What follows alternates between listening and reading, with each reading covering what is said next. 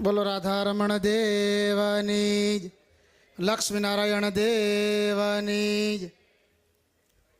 ઈષ્ટદેવ પરમ કૃપાળુ પરબ્રહ્મ પરમાત્મા ભગવાન સ્વામિનારાયણ ભગવાનના પદરસથી પાવન થયેલી આ સરદારની પવિત્ર ભૂમિમાં પરમ વંદનીય પ્રાતસ્મરણીય સદગુરુવર્ય નિત્ય સ્વરૂપદાસજી સ્વામી દ્વારા સતત 5 વર્ષથી ઘર સભાના માધ્યમે આપણને સૌને ભગવત કથા વાર્તાનો લાભ આપી રહ્યા છે, ત્યારે આજે 1795મી ઘર સભા અને 5 વર્ષીય ઘર સભા તે પૂર્ણ થાય છે. નિમિત્તની આજની આ સભામાં ઉપસ્થિત જુનાગઢ રાધારમણ દેવ ટેમ્પલ બોર્ડના ચેરમેન પૂજ્ય પીપી સ્વામી, મોરબીથી પરમ વંદનીય પ્રાતસ્મરણીય સદગુરુવર્ય ગભૈયા સ્વામી પ્રેમપ્રકાશ દાજી સ્વામી, પૂજ્ય શાસ્ત્રી સ્વામી હરિવલ્લભદાસજી સ્વામી, ઉપસ્થિત પૂજ્ય લક્ષ્મીપ્રસાદ સ્વામી, બાલાજી મંદિરના કોઠારી સ્વામી વિવેકસાગર દાસજી સ્વામી, ઉપસ્થિત સૌ સંતો, જુનાગઢ રાધારમણ દેવ ટેમ્પલ બોર્ડના ચેરમેનમાં અમારે નટુભાઈ બોરીસાગરની ઉપસ્થિતિ છે, પીપી પડસાળા સાહેબ, ચેતનભાઈ, ઉપસ્થિત સૌ ભક્તજનો, સૌને ભાવથી જય સ્વામિનારાયણ. અહીંથી પૂજ્ય ડૉક્ટર સ્વામી સંત વલ્લભદાસજી સ્વામીએ જે વાત કરી, સતત 5 વર્ષની આ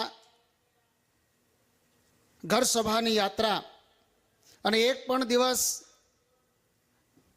ચૂક્યા વગર, મૂક્યા વગર સતત 5 વર્ષની જે આ સાધના છે એ ભગવાનની કૃપા વગર અને કોઈ એવા સમર્થ મહાપુરુષો એમના આશીર્વાદ વગર આ શક્ય નથી. અને પૂજ્ય સ્વામી હંમેશા કોઈ પણ કાર્ય કરે અને ત્યારે ભગવાનને આગળ રાખીને, ભગવાનને સાથે રાખીને એ કાર્ય કરતા હોય છે. અને કાર્ય પૂર્ણ થયા પછી પણ એનો તમામ યશ એ ઠાકોરજીને આપતા હોય છે. દેશ અને વિદેશમાં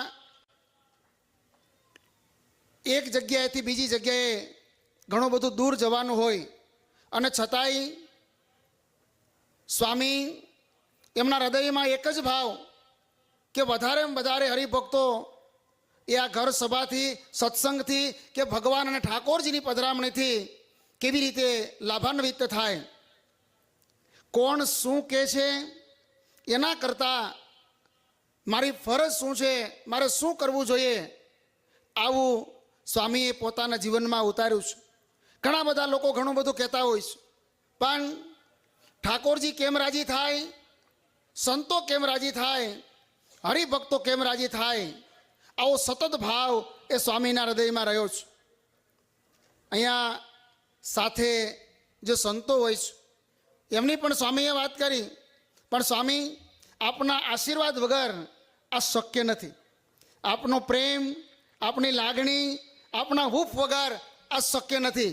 માટે કેન્દ્ર સ્થાને આપશો. હું ચેતનભાઈ જ્યોતિષી નથી, પણ આજે બેઠા બેઠા મેં એક જોશ જોયો, અને એ જોશ એ જોયો કે 3 વર્ષમાં મવાનું મંદિર પૂર્ણ થઈ જશે. તમે જે જે સંકલ્પો કર્યા છે એ બધા ઠાકોરજી પૂર્ણ કરશે, એ મને શ્રદ્ધાનો વિશ્વાસ છે. કારણ કે મારે તો કહેવાનું છે, કરવાનું તો સ્વામીને છે. પણ મેં ક્યાંનું કીધું, જો આવું થયું મારે, જો સામે આ ભાવનગરનું મંદિર, અરે જે જે સંકલ્પો એ બધા સંકલ્પો બહુ ટૂંકા સમયમાં પૂર્ણ થશે. બહુ મોટી વાત એ છે કે આટલું બધું કર્યા પછી, આ બહુ અઘરું છે, આ બધું કર્યા પછી સ્વામીએ કહ્યું કે હું કદાચ મારે જવાનું થાય અને આ ઈચ્છાઓ મારા સંકલ્પો અધૂરા રહે તો હું લખતો જાય. ગુરુ તમે આ માઇકમાં બોલ્યા ને, દસ્તાવેજી પુરાવા થઈ ગયા. સ્વામીને કોઈએ કહ્યું નથી કે તમારે કરવું જોઈએ, તમે કેમ કરતા નથી, અને કોઈ કહી શકે એમય નથી. છતાંય પણ એના હૃદયમાં એવો ભાવ થયો કે જીવીએ છીએ તો સત્સંગને માટે અને મરવું પણ આ સત્સંગને માટે. અને અમારે ઓલા બેઠા ને જો ઓલી બાજુ લીલા શર્ટવાળા, એને આ બહુ ગમે, સમજ્યા?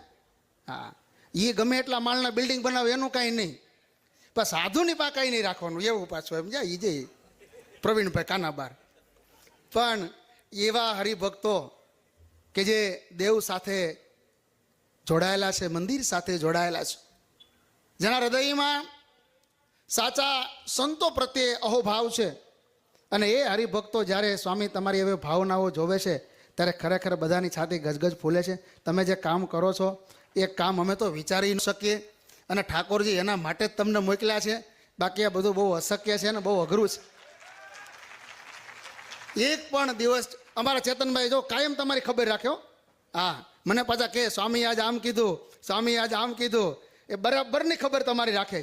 તો આવા તો અસંખ્ય ભક્તો, સંત સ્વામીએ કહ્યું એમાં હું મારો સૂર પુરાવું છું કે કોઈ પણ સારું પિક્ચર હોય તમને ગમતું હોય, અથવા તો કોઈ પણ સારી નવલકથા હોય, એક વાર, બે વાર, 5 વાર પછી તમને એમાં રસ નથી રહેતો, ત્યારે 1 દિવસ નહીં, 2 દિવસ, 50 દિવસ નહીં, 1 કે 2 કે 3 વર્ષ નહીં, પણ 5 વર્ષથી આ ઘર સભા ચાલે છે, અને છતાંય જે શ્રોતાજનો છે એનો વધતો ને વધતો ઉત્સાહ છે, અને શ્રોતાઓ એમાં દિન પ્રતિદિન વધતા જાય છે.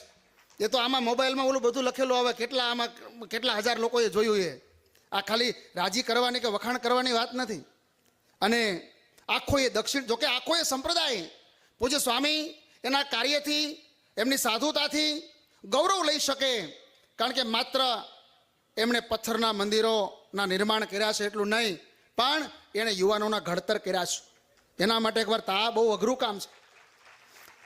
મને સ્વામીને મેં કીધું તમે અમને બાલ સ્વામી આપો, ખાલી બોર્ડ સલાહકાર તરીકે નહીં પણ વધારે સમય અમને આપે એવું કંઈક કરો. સ્વામી મને કે મારે સાધુ ઘટે. મેં કીધું ગુરુજી તમારે હવા હો સાધુ છે, અહીંયા દોણી ઉપાડવા વાળો કોઈ નથી. મને લાગે મારે દોણી હારે લઈને જવું પડશે. પણ છતાંય મેં કીધું ગુરુજીને, મેં કીધું તમે બાલ સ્વામીને 2-5 સંતો અમને આપો. મને કે હમણાં નહીં, એ ફોડે એવા છે.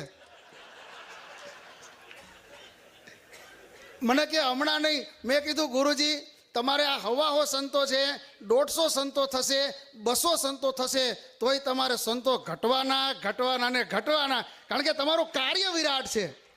અસંખ્ય મંદિરોના નિર્માણો, ગામડામાં મંદિરોના નિર્માણો, શિખરબંધ મંદિરોના નિર્માણો. આજે મારે કહેવું છે સ્વામી, આજે ઘણા લોકો આપણને એમ કહેતા હોય કે ફલાણી જગ્યાએ મફતમાં ખવડાવે છે, ફલાણી જગ્યાએ મફતમાં ખવડાવે છે. છે કોઈ આવી જગ્યા? આવો સરદારમાં, આવો વડતાલમાં, આવો ગઢડામાં, આવો જુનાગઢમાં. કોઈ પૂછતું નથી તમને કે ક્યાંથી આવો છો અને કેટલા જણા છો. હરેહરનો હાથ ચાલુ છે. અહીંયા નિઃશુલ્ક હોસ્પિટલ ચાલે છે. વડતાલમાં પણ કેસ કાઉન્ટર નથી. કઈ જ્ઞાતનો, કઈ જાતનો, કઈ ભાતનો, કેવો માણસ છે, એ લક્ષ્મણદેવના દર્શન કર્યા છે કે નથી કર્યા, આવું પણ કોઈ પૂછતું નથી. અને જે કોઈ ત્યાં દર્દી આવે છે એનો ઉપચાર થાય છે, એની સેવા થાય છે. સ્વામિનારાયણ સંપ્રદાયમાં આવા તો અનેક કાર્યો થાય છે, અને એ પણ આ હરિભક્તોની દેવી સદલક્ષ્મીથી થાય છે. પૂજ્ય સ્વામીએ અહીંયા સરદારમાં 1000 વિદ્યાર્થીઓ, અહીંયા વિદ્યાનગરમાં પણ એટલા વિદ્યાર્થીઓ, ભાવનગરમાં પણ વિદ્યાર્થીઓ માટેની વ્યવસ્થા થાય છે, બોટાદમાં પણ વ્યવસ્થા થાય છે, સુરતમાં પણ વ્યવસ્થા થાય છે, અને મવામાં તો એ વ્યવસ્થા થઈ ચૂકી છે. સ્વામીએ પ્રણ લીધું છે કે આજીવન હું વિદ્યા અને ધન એને ક્યારેય એનો વિક્રય નહીં કરું. આવા સંતો એ સંપ્રદાયની શોભારૂપ છે. ત્યારે આજના આ પવિત્ર દિવસે મારું તો સદભાગ્ય છે કે દરરોજ નહીં પણ દર વર્ષે જ્યારે આ ઘર સભાનું વર્ષ પૂરું થાય ત્યારે અહીંયા આવવાનું સૌભાગ્ય પ્રાપ્ત થયું છે. મેં આ ઘર સભા આ 5 વર્ષ પૂરા થયા એની માગણી મેં કરી હતી. મેં કીધું આપણે ગુરુજી તમે રાજી થઈને મને રાજકોટ આ ઘર સભા આપો. પણ અહીંના જે સંતો, અહીંના હરિભક્તો ટ્રસ્ટી મંડળ અને પૂજ્ય બાલસ્વામી અમારા બોર્ડ સલાહકાર, એમનો અહીંના કોઠારી, એમનો એવો ભાવ હતો કે ભાઈ ઘર સભા એની શરૂઆત અહીંથી થઈ છે તો વર્ષ પૂરું થાય અને એ વર્ષની જે વાર્ષિક ઉજવણી થાય એ સરદારના આંગણેથી થાય. તો આ ઘર સભા એ દિન પ્રતિદિન એ ભક્તોના, લોકોના દુઃખ દૂર કરતી થઈ છે અને ભગવાનમાં પ્રેમ વધારતી આ ઘર સભા થઈ છે. આ ઘર સભા દ્વારા આપે આપની દેવી સદલક્ષ્મી અહીંયા વાપરી છે અને એ એનું હવાયું કરી અને સમાજ માટે પૂજ્ય સ્વામી આપ્યું છે.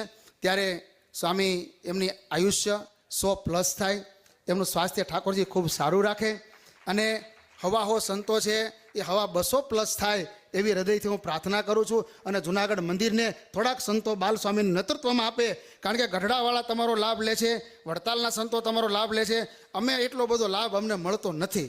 એટલે અમારી આ તકે એક ટ્રસ્ટી તરીકે અહીંયા ચેરમેન બેઠા છે, એમના વતીથી અહીંયા 2 ટ્રસ્ટીઓ અમારા સભામાં મેં પહેલાં કહ્યું, તો એ અમારું સમગ્ર ટ્રસ્ટી મંડળ એમના વતીથી હું હૃદયથી પ્રાર્થના કરું. અહીંયા બાલાજી મંદિરના કોઠારી સ્વામી બેઠા છે, અહીંયા માણાવદરના કોઠારી પણ બેઠા છે, અહીંયા અમારે પૂજ્ય શાસ્ત્રી સ્વામી હરિવલ્લભદાસજી સ્વામી પણ બેઠા છે.